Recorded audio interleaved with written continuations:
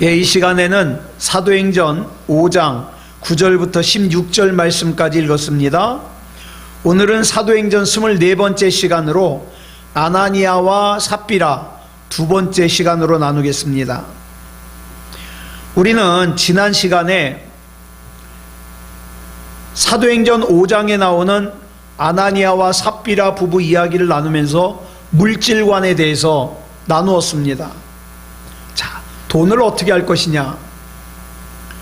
돈을 내 머리에 이고 나를 지배하도록 놔둘 것이 아니라 내가 돈 위에서 내 인격으로 그 재물을 지배하고 나는 하나님의 지배를 받아 하나님의 은혜가 내게 임하고 내 인격이 물질에 임하도록 그렇게 살아야 된다고 말씀을 드렸습니다. 자, 오늘은 이 아나니아와 삽비라 두 번째로 나누면서 자, 이 이야기를 통해서 우리가 세 가지 중요한 사실을 점검해야 된다는 거예요. 뭐냐 하면 첫 번째로 우리 결혼한 사람들은 남편과 아내가 같이 살잖아요. 자, 그러면 이 남편과 아내가 함께 무엇을 꾀하고 그 다음에 무엇을 하고 있는가, 이걸 우리가 점검해야 됩니다. 여러분, 둘이서 한평생을 살아가는 부부가 되어 예수 그리스도 안에서 함께 진리를 꾀하는 훈련을 거듭하지 않는다면 겉으로 보기에는 아무리 학식과 교양을 갖추어 보이고 또 굉장히 세련되어 보인다 하더라도 결국에는 어떻습니까? 사탄 마귀의 노략질의 공범자가 될 수밖에 없다는 사실이에요. 왜냐하면 우리 인간은 타락했기 때문에 그냥 놔두면 죄짓게 돼 있습니다. 그냥 놔두면.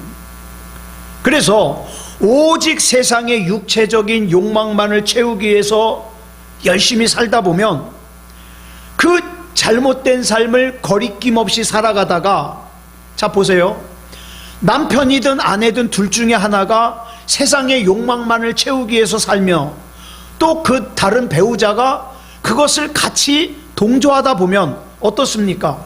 자연스럽게 하나님이 하찮아져요. 하나님이 대수롭지 않게 여겨져요.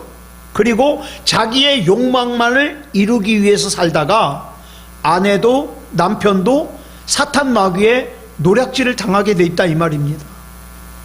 예. 이런 사람들은 비록 세상에서는 좀 더 편하게 살지 몰라요. 또 사람들이 보기에 좀 더 화려하게 살지 몰라요. 그렇지만 사실은 본문에 나오는 아나니아와 삽비라처럼 자기 스스로의 영원한 생명을 갉아먹어버리는 그런 자해 행위, 자기를 해롭게 하는 인생을 살게 된다, 이 말입니다. 그 다음에 우리가 점검해야 될 두 번째는 뭐냐면, 만약 결혼을 앞둔 미혼자라면 또 결혼을 앞둔 자녀를 두고 있다면 배우자를 선택하는 가장 중요한 조건으로 내가 뭘 삼고 있는가, 이걸 점검해야 됩니다. 내가 함께 꾀하여 예수 그리스도를 따르는 믿음이 아니라 소위 세상 사람들이 좋은 조건이라고 말하는 외형적이고 세상적인 것만을 좋게 여긴다면 그 조건이 충족되면 충족될수록, 예를 들어서 돈을 벌면 벌수록, 또 세상에서 살기 편해지면 편해질수록 사실은 점점 하나님을 떠나게 돼요. 예배를 떠나게 돼요. 그래서 결국 마귀의 노략질 대상이 되고 만다, 이 말입니다. 왜냐하면 외형적이고 세상적인 조건을 절대시하는 만큼 반비례해서 어떻게 돼요? 그 속에 하나님을 대수롭지 않게 여기게 되죠. 예배를 대수롭지 않게 여기게 되죠. 그렇게 될 가능성이 크기 때문입니다. 자, 그 다음 세 번째로는 내가 일하는 일터에서 나와 함께 일하는 사람들이 함께 무엇을 꾀하고 있는가, 이걸 점검해 봐야 돼요. 어떤 일터든 그곳에서 함께 일하는 사람들이 궁극적으로 머리를 맞대고 힘을 합쳐서 함께 꾀하는 그 일들이 다른 사람을 이롭게 하는, 다른 사람에게 헌신하고 봉사하는 그런 일을 하지 않으면 반드시 반대로 다른 사람을 해치는 일을 하게 된다 이 말이죠. 여러분, 지금 우리가 사는 이 사회에 불량식품, 불량상품, 또 사람을 해롭게 하는 유해식품, 유해상품이 얼마나 많습니까? 또 사람들을 영적으로 죽음에 이르게 만드는 향락업소, 퇴폐업소 얼마나 많아요. 결국 그 일을 주도하는 사람들은 어떻습니까? 세상의 재물과 세상의 이익을 위해서 어떻습니까? 온갖 지혜를 짜내어 다른 사람을 해롭게 하는 일을 한다 이 말이에요. 다른 사람이야 죽음에 이르든 말든 나만 잘 살면 돼, 그런 생각으로요. 결국 그 일을 주도하는 것은 어떤 결과를 가져옵니까? 그 사람들의 인생을 노략질하는 사탄 마귀의 일에 내가 동역자가 되는 거예요. 내가 사탄 마귀와 함께 그 사람들의 인생을 갉아먹는 일을 하고 있다 이 말이죠. 그렇다면 결과적으로 내가 의식을 하고 있든 의식을 하고 있지 않든 지금 사탄 마귀가 사람들의 생명을 노략질하는 데 있어서 내가 도우면서 결국에는 내 인생도 사탄 마귀의 노략질 대상이 되고 있다 이 말이에요. 그러지 않고는 감히 다른 사람의 인생을, 다른 사람의 생명을 해치면서 돈을 벌려는 생각을 하지 않겠죠. 그러므로 우리는 내 인생도 다른 사람의 인생도 사탄 마귀의 노략질이 되는 것을 막아야 돼요. 막아야 돼요. 자, 다시 아나니아와 삽비라 얘기로 돌아가겠습니다. 같은 날 같은 장소에서 함께 생명을 잃은 부부 아나니아와 삽비라. 자, 이 아나니아와 삽비라의 시신을 초대교회 교인들이 장사 지내 주었습니다. 여러분 한번 생각해 보세요. 아나니아와 삽비라 부부가 나란히 누워있는 무덤을 한번 생각해 보시기 바랍니다. 무덤은요, 우리는 얼핏 생각할 때에 죽은 사람을 위해서 만들어진다고 생각하지만 그렇지 않아요. 그 무덤 속에 있는 시체는 금방 썩어 없어져 버립니다. 그러면 남아있는 무덤은 누구를 위한 메시지예요? 살아있는 사람들을 위한 메시지예요. 너희가 세상에서 아무리 너희 마음대로 너희 욕심을 채우면서 산다 하더라도 결국의 종착지는 무덤이다 이 말이죠. 무덤이다. 그런 의미에서 아나니아와 삽비라의 무덤이 우리에게 주는 메시지는 뭡니까? 여러분, 아나니아라는 이름은 헬라어예요. 이걸 갖다가 히브리어로 뭐라 그러냐? 하나냐라 그래요. 하나냐. 그러니까 하나냐라는 히브리어 이름을 헬라어로 음역한 것이 아나니아예요. 그래서 헬라어 성경을 보면 뭐라고 그랬냐면 아나니아스라고 나와요. 아나니아스. 원래 그런데 이 하나냐라는 히브리어 이름의 뜻이 뭐냐? 여호와는 친절하시다, 여호와의 총애하는 자, 이런 뜻이에요. 얼마나 좋아요, 뜻이. 그런데 아나니아가 이 사건을 범함으로 말미암아 아나니아라는 이름이 보통 명사가 돼버려요. 그래서 무슨 뜻이 돼버리냐? 거짓말쟁이가 돼버려요. 그래서 영어 사전에서 아나니아를 찾잖아요. 아나니아스를 찾으면 그 뜻이 뭐가 되냐? 거짓말쟁이에요. 거짓말쟁이. 거짓말로 거리낌 없이, 심지어는 누구까지 속이려고 그랬어요? 하나님까지 속이려고 했던 아나니아는 불행하게도 이 세상에서 영원한 거짓말쟁이의 상징이 되어버리고 말았습니다. 그렇다면 그 아나니아의 아내 삽비라는 죄가 없습니까? 여러분, 가만히 보면 죄라는 것은 혼자 짓지 않아요. 예. 내 사랑하는 사람이 죄를 짓잖아요. 나도 공범일 가능성이 커요. 자, 그러면 아나니아와 한 몸을 이루었던 삽비라 역시 아나니아와 같은 공범입니다. 그렇다면 그 두 거짓말쟁이의 시체가 누워있는 무덤이 우리에게 주는 메시지가 뭐겠습니까? 물거품같이 금방 지나가 버리는 이 세상에서 욕망의 눈이 어두워가지고 하나님 앞에서 꾀를 내긴 내는데 어떤 꾀를 냅니까? 거짓을 행해가지고 어떻게든지 하나님을 속이고 다른 사람을 속여가지고 이 세상에서 그 짧은 인생의 내 육체의 만족을 누리고 싶어하는 그 인생은 어떻게 되기가 쉬워요? 사탄 마귀에 노략질 당하기가 쉬워요. 자, 그래서 오늘 본문 5절로 6절을 보면 아나니아가 숨을 거둔 직후의 장면이 나와요. 여러분, 아나니아는 병원이나 자기 집에서 숨을 거둔 게 아니에요. 초대교회 교인들이 모이는 공개된 장소, 교회에서 숨을 거뒀어요. 지금 교인들 앞에 아나니아의 시체가 누워 있습니다. 죽은 사람의 시신. 그것도 뭐 하다가? 하나님을 속이려고 하다가 저주받아 죽은 사람의 시신이 누워 있어요. 달갑지 않죠? 자고로 유대인들은 시체 만지는 걸 굉장히 꺼려해요. 더군다나 하나님 앞에 하나님을 속이려고 그러다가 죽은 시체예요. 이런 경우에 장의사를 부른다든가 아니면 형편이 되지 않으면 대체적으로 그 시신의 처리를 누가 하느냐? 인생의 경륜이 오래된 연장자가 합니다.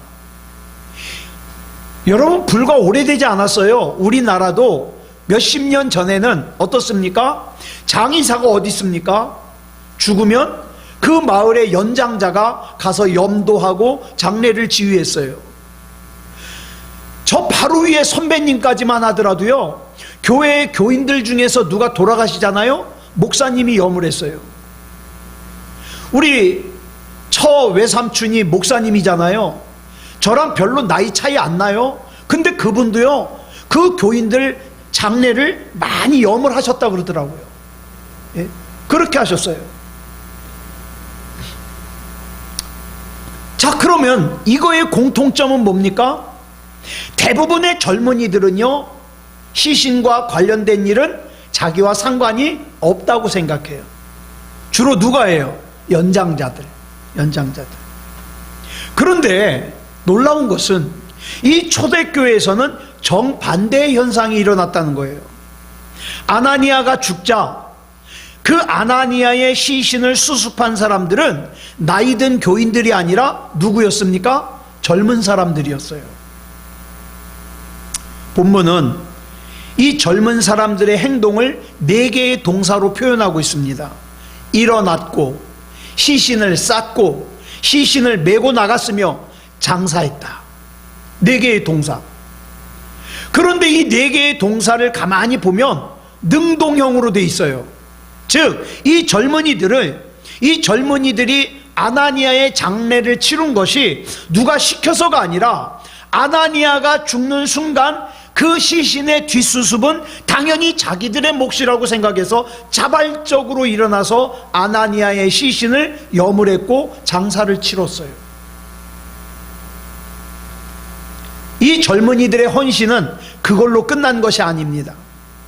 본문 9절로 10절을 보면 이 젊은이들이 아나니아의 시신을 예루살렘에서 가장 가까운 기드론 골짜기, 여기에는 사람들의 묘지가 많아요. 시신이 많아요. 거기서 장사를 지냈다 하더라도 시신을 염하고 장례 절차를 마무리하기까지는 여러 시간이 걸렸을 겁니다. 그러느라고 많이 피곤했을 거예요. 그런 상태에서 마무리를 짓고 예배 초소로 돌아와 보니까 이번에는 누가 죽어 있습니까? 아나니아의 아내 삽비라가 죽어 있습니다. 보통 생각할 때 이러죠. 우리 금방 갔다 왔으니까 누구 다른 사람들 좀 갔다 오라고. 이게 상식이에요. 이게 당연한 거예요. 그렇게 말을 해도 누구 하나 비난할 사람이 없습니다. 그런데 이 젊은이들은 삽비라의 시신을 보자마자 어떻습니까? 자발적으로 그녀의 시신을 남편의 시신 곁에 잘 안치해 주었습니다. 이 젊은이들은 직업이 장의사가 아니잖아요. 그 다음에 지금 전쟁이 일어난 것도 아니잖아요. 여러분 보세요. 전쟁이 일어난 것도 아닌데 단 몇 시간 만에 두 사람의 시신을 연거푸 장사 지낸다? 이건 흔한 일이 아니에요. 또 쉬운 일도 아닙니다. 하지만 이 젊은이들은 조금도 꺼리낌 없이 자발적으로 그 일을 했습니다. 다른 사람들이 꺼려하는 일을 했다 이 말이에요. 2000년 전 이 보잘것없는 초대교회가 인류 역사를 새롭게 하는 예수 그리스도의 위대한 도구로 쓰임받을 수 있었던 것은, 그리고 2000년이 지나기까지 교회의 모델이 될 수 있었던 것은 이런 젊은이들이 있었기 때문이에요. 어떤 사회든지 굳은 일에 앞장서는 젊은이들이 있을 때 그 사회는 부흥할 수밖에 없습니다. 자, 본문은 이 젊은이들을 단순히 일반적인 의미의 젊은이라고 호칭하지 않았습니다. 헬라어로 젊은이를 가리키는 단어는 젊다라는 의미를 가진 형용사 네오스에서 파생된 네아니아스라는 단어를 써요. 이게 젊은이에요. 네아니아스. 그런데 처음 아나니아의 시신을 장사 지낼 때 이 젊은이들을 헬라어 원문 성경을 보면 네오스의 비교급인 네오테로스라는 단어를 썼어요. 무슨 뜻이냐? 보다 더 젊은, 보다 더 젊은 젊은이들, 이런 뜻이에요. 그리고 그 젊은이들이 왔다가 또 다시 삽비라를 장사 지내러 갔을 때 성경을 보면 뭐라 그랬냐면, 이번에는 무슨 단어를 쓰냐? 네아니아스의 지소사. 이 지소사라는 것은요, 본래의 의미보다 가장 작은 걸 뜻해요. 이 지소사인 네아니스코스라는 단어를 써요. 예를 들면 지소사가 뭐냐? 바이올린은요, 바이올린 같이 생긴 모든 악기들 중에 가장 작은 악기예요. 그래서 바이올린은 지소사예요. 그거보다 큰 게 뭐가 있습니까? 비올라가 있죠. 더 큰 게 뭐가 있어요? 첼로가 있죠. 그러니까 바이올린은 지소사예요. 그런 모양을 한 악기 중에 가장 작아요. 자, 그렇다면 개의 지소사는 뭐예요? 강아지죠. 소의 지소사는 뭐예요? 송아지죠. 따라서 삽비라의 시신을 장사 지낸 젊은이들을 지소사 네아니스코스라고 표기한 것은 무슨 뜻이에요? 젊은이들 중에 젊은이란 뜻이에요. 자, 그러면 이 본문이 설명하는 상황을 우리는 좀 더 분명하게 이해할 수 있습니다. 처음 아나니아가 죽었을 때 그 현장에는 많은 사람들이 있었어요. 젊은이들도 많이 있었어요. 그런데 이 젊은이들이 전부 아나니아를 치우려고, 아나니아의 시신을 치우려고 나선 게 아니에요. 그 중에 일부 젊은이들이 자발적으로 나서서 그 굳은 일을 했습니다. 그래서 사도행전의 기록자인 누가는 그들을 다른 젊은이들과 구별해가지고 비교급을 썼어요. 네오테로스, 보다 젊은, 진짜 젊은이였다 이 말이죠. 여러분, 요즘 세상에는요, 몸은 젊은이에요. 몸은 나이를 얼마 안 먹어서 젊은인데 생각이 젊지 않은 사람들이 너무 많아요. 뭘 도전할 줄도 모르고, 불편한 거 싫어하고, 부담스러운 거 싫어하고, 이런 사람을 뭐라 그래요? 애늙은이라 그러죠. 몸만 젊어요, 몸만. 그런데 이 본문에 나오는 젊은이는 어때요? 진짜 젊은이라는 거예요. 그리고 그들이 아나니아에 이어서 삽비라의 시신까지 메고 나가자 누가는 이번에는 그들을 갖다가 비교급 네오테로스보다 더 젊은이를 뜻하는 지소사 네아니스코스라고 표기했습니다. 이것은 그들의 나이가 어리다는 뜻뿐만 아니라 그들이야말로 명실상부하게 젊은이다운 젊은이들이요, 젊은이들 중에 젊은이들이요, 진정한 예수 그리스도를 품은 젊은이라는 뜻이죠. 이 말은 단지 나이가 젊다는 것만으로는 참된 크리스찬 젊은이일 수 없다는 뜻이에요. 크리스찬 젊은이다운 생각을 하고 크리스찬 젊은이다운 행동을 할 때 비로소 참된 크리스찬 젊은이일 수 있다는 말이죠. 여러분, 코끝에서 호흡이 멈춰버린 시체는 더 이상 빛을 볼 수가 없어요. 그래서 우리는 시체에 그러면 어떤 의미를 갖습니까? 죽음, 어둠, 이런 의미를 가져요.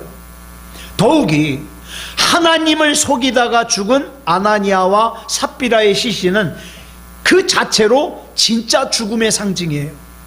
진짜 2000년 전 초대교회에서 죽음의 잔재를 치우는 일은 크리스찬 젊은이들의 몫이었습니다. 이것은 누가 지시해서가 아니라 전적으로 자발적으로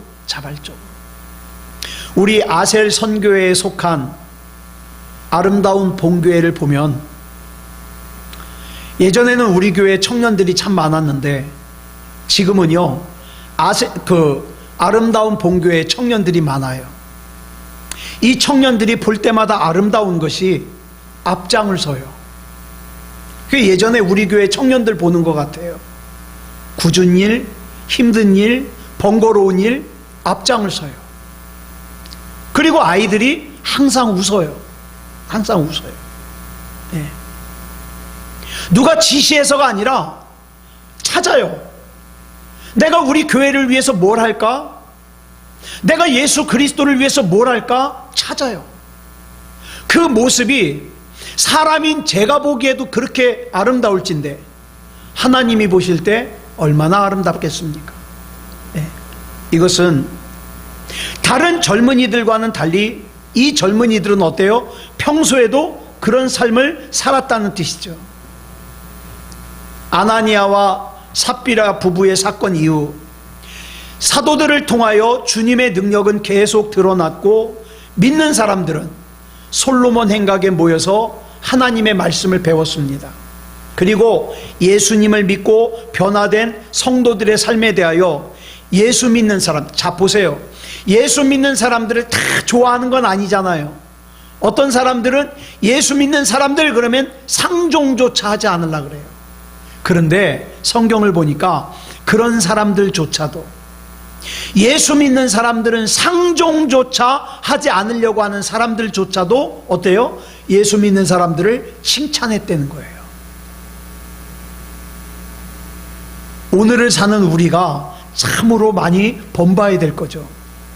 이렇게 많은 사람들이 예수 그리스도를 구주로 영접하는 가운데 스스로 자신의 몸을 움직일 수 없는 중환자, 중풍병에 걸렸다든가 몸을 움직일 수 없는 환자를 침대에 눕힌 상태로 사람들이 사도들에게 데리고 와요. 그런데 여러분, 여기서 침대라고 번역된 헬라어가 클리나리온이에요. 본래 침대는 뭐라 그러냐? 클리네라 그러는데 이것도 지소사예요.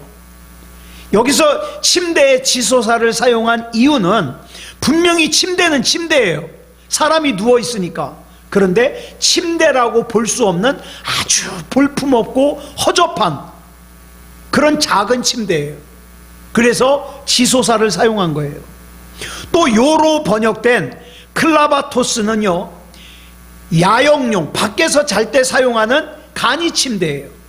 그러니까 이 본문 속에서 나오는 사람들은 침대라고 하기에 좀 그런 아주 허접한 침대를 사용하는 아주 가난한 사람들이에요. 네? 아주 살기 어려운 사람들이에요. 형편이 그러다 보니까 환자가 너무 몸이 아파도 의사를 찾아갈 수 없어요. 왜? 돈이 없으니까. 네. 그 중에 어떤 사람은 그동안 치료하느라고 돈을 다 날렸어요. 그런데도 병이 낫지 않은 사람도 있었을 거예요. 그런 사람들이 그 침대라고 할 수 없는 그 간이 침대에 누워서 주변 사람들이 떠매고 온 거예요. 그런데 사람들이 너무 많으니까 사도들 주변에 사람들이 너무 많으니까, 예전에 예수님 주변에 그랬듯이 사람들이 너무 많으니까 사도들에게 갈 수가 없어요. 그래서 어떻게 했냐, 그 간이 침대에 누워있는 환자를 베드로가 지나가는 길목에다가 놔뒀어요. 왜? 혹시 베드로가 지나가다가 베드로의 그림자라도 그 환자 위에 샥 지나가면 나을 수 있을 거라고 믿었기 때문에. 이것은 이 사람들이 베드로를 우상으로 섬겼다는 뜻이 아니에요. 무슨 뜻이냐, 사도들이 전한 예수 그리스도의 능력을 그 정도로 믿었다는 뜻이에요. 베드로의 그림자라도 덮이기를 바랐던 사람들은 말할 것도 없고, 사도들을 찾아온 모든 병자들, 심지어는 귀신 들렸던 사람들조차도 다 나음을 입었다고 성경에 기록하고 있습니다. 다 나음을 입었다. 근데 이것도 중요해요. 왜 이런 문법이 중요하냐면, 진짜 뜻을 알기 위해서. 자, 보세요. 이 나음을 얻었다, 이게 수동태로 돼 있어요. 수동태. 그러니까 그들 스스로 나음을 입었다는 게 아니라 누구에 의해서? 역사하신 예수 그리스도에 의해서 치유를 받았다, 이 말이에요. 내가 열심히 살아서 복을 받았다는 게 아니라 내가 예수 그리스도에 의해서 복을 받았다는 거예요. 내가 예수 그리스도에 의해서 건강하게 되었다, 이 말이에요. 중요한 것은 여기서 나음을 얻다라는 동사가 데라표인데, 이게 무슨 뜻이냐, 섬기다라는 뜻이에요.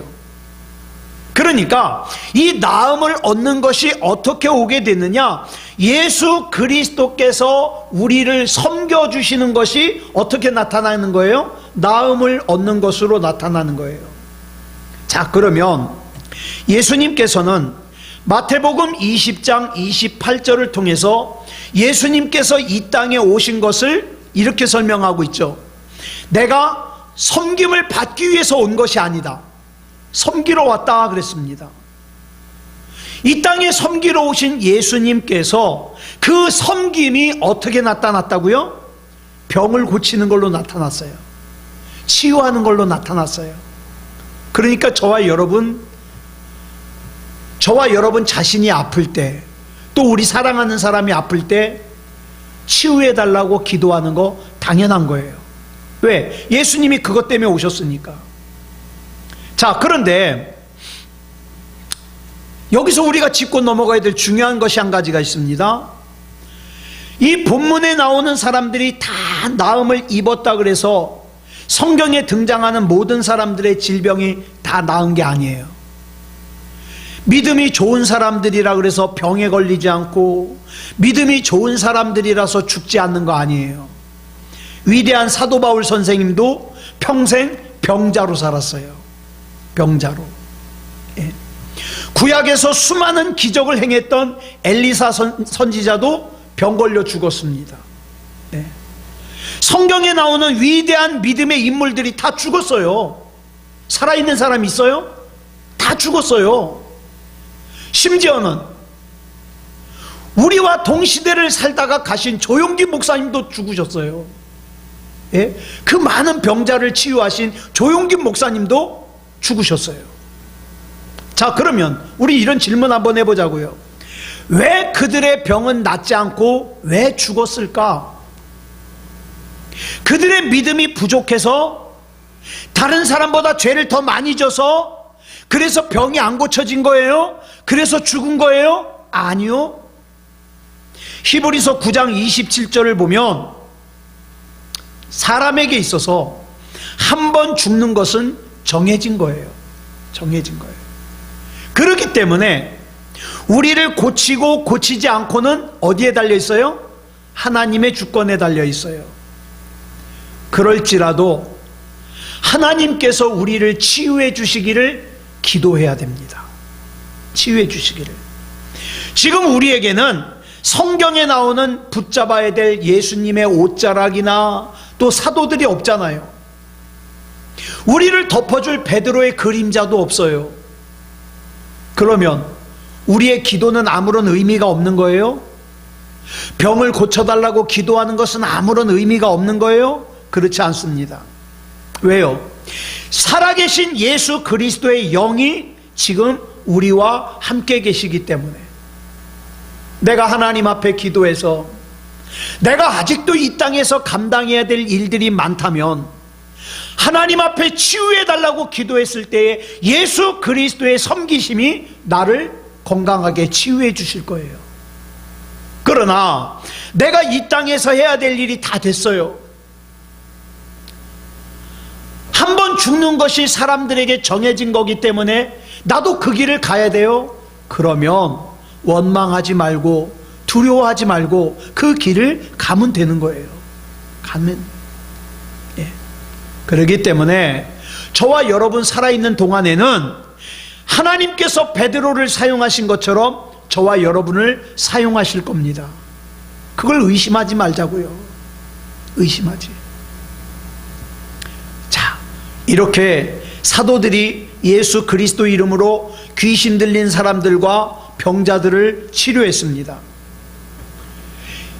자, 이 사도들이 치료한 이 병자들의 대부분은 너무너무 가난해서 너무너무 사는 게 어려워서 의료 혜택을 제대로 받지 못하는 사람들이에요. 그렇다면 이런 일을 하는 사도들이 격려받아 마땅하지 않아요? 칭찬받아 마땅하지 않습니까? 그런데 오히려 불편해하는 사람들이 있었어요. 그게 누구냐? 바로 대제사장과 사두개인들이에요. 이들은 불편하기만 한 것이 아니라 본문 17절을 보면 마음에 시기가 가득했다 그랬어요. 사람들의 칭송을 받고 사람들의 인기를 얻는 이 사도들이 질투가 나는 거예요. 그래서 그 사도들을 잡아다가 감옥에 가두었습니다. 선한 일을 하는 사도들을 격려하지는 못할 망정 도리어 그들을 감옥에 가둔 고약한 대제사장과 사두개인들에 대해서는 나중에 더 자세하게 나눌 거예요. 여러분, 우리 한글 성경은 본문 18절을 번역하기를 그들이 사도들을 잡아다가 감옥에 가두었다고만 번역하고 있어서 이 사도들이 갇힌 감옥이 어떤 감옥인지를 몰라요. 그런데 헬라어 성경을 보면 이 감옥을 이렇게 기록하고 있어요. 테레세이 데모시아.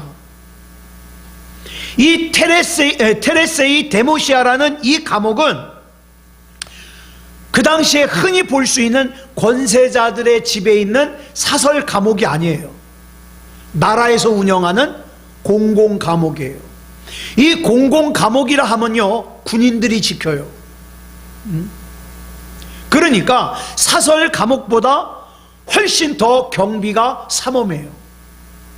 사도들이 갇힌 감옥이 바로 그런 감옥이에요. 그런데 본문 19절을 보면 주의 사자가 밤에 옥문을 열고 끌어냈다 그랬어요. 밤에. 우리말 성경에는 번역이 빠져 있지만 헬라어 성경을 보면 19절 앞에 뭐가 붙어 있느냐? 그러나가 붙어 있어요. 그러나. 그러니까 그 대제사장과 사두개인들이 이 사도들을 쉽게 빠져나올 수 없는 경비가 삼엄한 공공 감옥에다가 가두었는데 그러나 주의 사자가 밤에 옥문을 열고 끌어냈다 이 말이죠. 그러니까 이 대제사장과 사두개인들이 한 일이 헛일이다 이 말이죠. 그때 사도들을 구해내기 위해서 감옥에 온 주의 사자가 몇 명이었는지, 또 그 삼엄한 경비에 그 감옥으로부터 주의 사자가 어떻게 옥문을 열고 사도들을 끌어냈는지는 우린 몰라요. 왜? 성경에 그건 자세하게 기록이 되어 있지 않으니까. 왜 사도행전을 기록한 누가가 그건 안 기록했을까요? 그건 중요한 게 아니거든요. 왜? 천지를 창조하신 하나님께서 원하시기만 하면 그 방법이야. 뭐 어떤 방법인들 어떻겠습니까? 그런데 누가가 본문을 기록하면서 중요하게 여긴 게 한 가지 있어요. 주님께서 당신의 사자를 보내서 사도들을 감옥에서 끌어내신 시각이에요. 언제입니까? 본문 19절을 보니까 주님께서 사도들을 감옥에서 끌어내신 시각이 낮이 아니라 밤이라 그랬어요. 밤에. 여러분, 사람들은요 주로 낮보다 밤에 죄를 많이 짓습니다. 수많은 인간들이 날이 어두워지면 경계가 풀리죠. 그래서 퇴폐적인 문화에 젖기도 하고 죄를 짓기도 하고 그렇습니다. 자, 그런데 사도들에게 있어서 밤은 어떤 밤이에요? 살아계신 주님의 은혜를 더욱더 깊이 체험할 수 있는 은혜로운 은총의 밤이에요. 똑같은 밤이지만 사도들에게 있어서의 밤과 퇴폐적인 밤 문화에 젖어서 죄를 짓는 사람들에게 있어서의 밤은 달라요. 우리에게도 마찬가지예요. 여러분, 지금 어쩌면 힘든 시간을 지나고 있을지도 모르겠어요.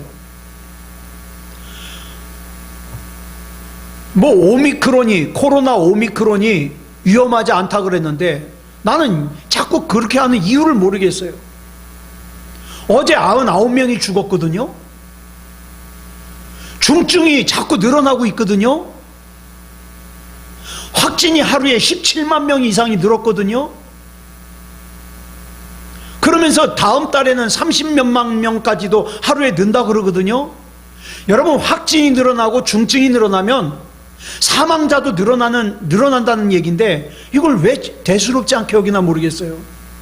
여러분, 하루에 99명이 죽는 게 이게 작은 일입니까? 그렇죠? 우리는 지금 그런 밤을 지나고 있어요.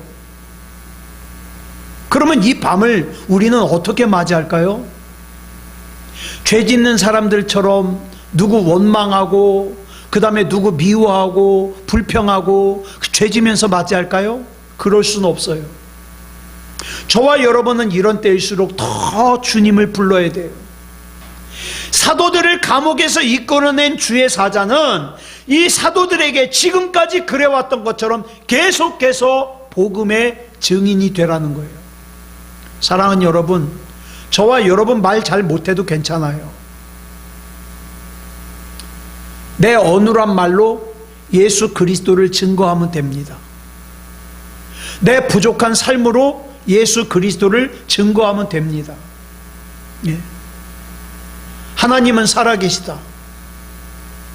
이 세상이 전부가 아니기 때문에 나는 이 세상을 살고 나서 코끝에 호흡이 멈추고 나면 나를 위하여 예비되어 있는 하나님의 나라가 있기 때문에 나는 이 세상이 전부인 것처럼 죄를 지을 수가 없다. 나는 하나님의 말씀대로 살아야 된다. 이렇게 우리 삶으로 예수 그리스도를 증거해야 되죠. 여러분, 이 사도들은 새벽에 성전에 들어가서 하나님의 말씀을 가르쳤다고 기록하고 있어요. 감옥에서 나오자마자. 여러분, 그런데 여기서 우리말 새벽으로 번역된 헬라어가 오르드로스예요. 이 오르드로스는 포괄적인 의미에서 아침을 뜻해요. 즉 누가는 본문에서 밤과 아침을 같이 연결짓고 있어요. 밤에 주님의 은혜를 깊이 체험한 사도들이 이튿날 어때요? 은혜로운 아침을 맞이할 수 있는 거예요. 예. 밤에 죄 짓고 밤에 하나님이 미워하시는 짓을 했던 사람들은 은혜로운 아침을 맞을 수가 없어요. 또 은혜로운 아침을 맞이하지 않은 사람들은 은혜로운 밤을 맞을 수가 없어요. 그러니까 저와 여러분은 여기서 맥을 끊어야 돼요. 어떻게? 나는 이 세상의 흐름을 따라가지 않고 나는 하나님을 따라가리라. 하나님의 말씀을 따라가리라. 하나님의 인도하심을 따라가리라. 그래서 이후로 나에게 맞이해지는 밤과 아침은 은혜로운 밤이 되고 은혜로운 아침이 되리라. 이렇게 맥을 끊어야 돼요. 네. 참되고 바른 하루는 그 전날 밤부터 시작합니다. 바른 밤의 토대 위에서만 바른 아침이 시작될 수 있습니다. 자, 저와 여러분의 삶을 한번 돌아보자고요. 그렇기 때문에 지금 이 시간이 중요한 거예요. 내가 지금 살고 있는 이 시간이 밤이든 아침이든 이 시간이 중요해요. 왜? 내가 지금 이 시간을 은혜 속에서 맞이해야만 그 다음 시간도 은혜의 시간이 될 수 있거든요. 그렇기 때문에 하나님을 예배하고 하나님을 따라가는 지금이 저와 여러분에게 중요합니다. 중요합니다. 그러니까 수시로 하나님을 부르시기 바랍니다. 하나님, 나는 하나님이 아니면 안 돼요. 내 인생 모든 것을 하나님 앞에 맡겨드렸사오니 하나님께서 책임져 주시옵소서. 이렇게 하나님 앞에 맡겨진 인생을 사는 저와 여러분이기를 그리스도 예수님의 이름으로 축복합니다. 기도하겠습니다. 사랑의 아버지 하나님, 감사합니다. 우리 교회들이 모델로 삼고 있는 초대교회에 아나니아와 삽비라라고 하는 부부가 있었음을 살폈습니다. 사랑의 아버지 하나님, 과연 나는 지금 내 사랑하는 가족들과 사랑하는 사람들과 무엇을 꾀하며 살고 있는가? 무엇을 목적으로 살고 있는가? 하나님이 기뻐하시는 인생인가? 하나님이 능력을 주실 만한 인생인가? 돌아보게 하시고, 지금 내가 살고 있는 이 시간을 은혜롭게 가꾸어서 그 이후에 이어지는 시간들도 하나님의 은혜 안에 살게 해 주시옵소서. 더 나아가서 아직도 예수님을 만나지 못한 사랑하는 사람들에게 예수님을 증거하는 증거자의 삶을 살 수 있게 해 주시옵소서. 어쩌다 보면 나도 모르게 나도 정신없이 세상 사람들이 사는 것처럼 세상의 것을 추구하면서 살 때가 많이 있습니다. 하나님, 영적으로 정신 차리게 하시고 하나님 바라보게 하시고 믿음다운 믿음으로 살 수 있도록 인도해 주시옵소서. 우리가 위태한 일을 만날 때 하나님을 부르면 하나님께서 역사하실 수 있는 그런 우리의 삶이 되게 해 주시옵소서. 우리 주님께서 붙잡아 주실 줄 믿사오며 그리스도 예수님의 이름으로 간절히 기도드렸사옵나이다. 아멘.